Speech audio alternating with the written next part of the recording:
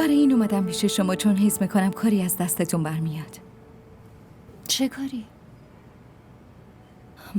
دارم فکر میکنم حرفمو چطوری شروع کنم.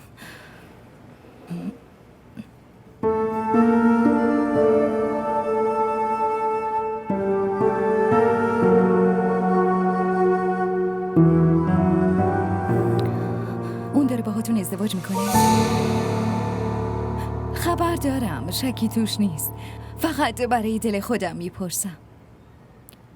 اون روز که به دانیل زنگ زدم و شما جواب دادین حس کردم شاید اگه بگید نه هم من میدونستم.